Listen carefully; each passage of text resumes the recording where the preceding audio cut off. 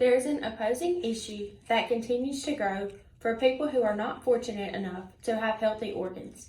This is an issue that you and I have the ability to help with even without being aware. According to the U.S. National Library of Medicine and National Institutes of Health, approximately 118,000 individuals are waiting every day to receive organs to live healthy and more productive lives. Consider this number in the context in your own town. For Monticello, that means there are approximately 12 times as many people who need an organ every day as what lives in our town. Now, consider the number of wrecks that you may see each day, week, or month. Many of these traumatic wrecks result in death or injuries that are close to it. To be able to drive, you must have a driver's license. These are found and checked at the scene of an accident. On your driver's license, in one of the corners, it will either say organ donor and have a signature underneath, or there will be nothing. These two words have the power to save lives, whether we recognize it or not. Every person is asked when they walk into their local revenue office to either get or renew an old license if they would like to be an organ donor.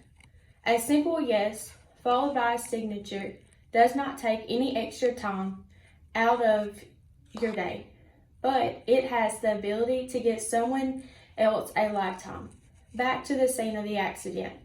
If someone is pronounced dead at the scene of an accident and their driver's license says organ donor, EMT and medical professionals can sustain their life and tissues until they can get them to a hospital where they can be closely monitored and allow families a chance to say their final goodbyes or to reinitiate that they are organ donors. At the hospital, those organs can be harvested and distributed to countless people in need across the country. Many may say that it is gross, inhumane, or ungodly, or they just do not want someone that they love to be in another person's body. But what could be inhumane or ungodly about saving another person's life? In an article titled, "What Can Be Donated by the U.S. Department of Health and Human Services?" countless body parts are listed as donatable. When thinking of organ donations, my mind goes to heart and lungs. However, that is not the case. Things such as skin, blood, corneas, tissues, and tendons can be donated to save lives or to give back sight as well. In my own life, I have witnessed my grandmother being the beneficiary of someone who is an organ donor. After tearing her ACL, which is part of the tendons, in the knee, my grandma could not put any weight on the left side of her body. Every time she would shift her weight to her left leg, her knee would collapse. Her options were to either have surgery, complete knee replacement, or an ACL replacement surgery. She went with the ACL replacement surgery. Due to an organ donor who had passed away from natural causes, my grandma was able to receive a new perfectly intact ACL tendon and get full strength and motion out of her knee to return back to her normal routine. When it came to my grandma, the situation of organ donations was not life or death. She could continue to live a normal, healthy life for the most part. It would just take away everything that she loved. But for others, that is not the case.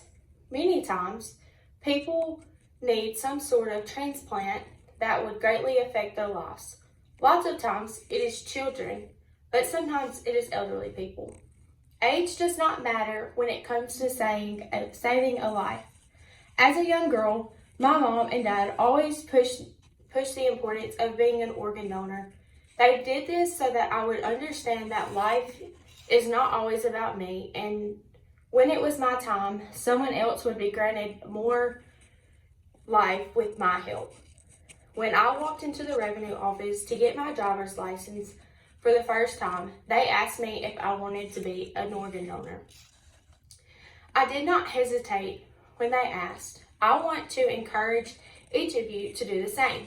You have the power to save a life once yours is ended. Saving these lives does not require any extra effort on your behalf. You do not have to change your daily routines, and you do not have to prepare for it. All it takes is your one signature, one time. According to the United Network for Organ Sharing, your one life could save up to 8 lives, not just one. Would it not mean that your life was at greater importance if others could continue to live even when yours has subsided? Thank you.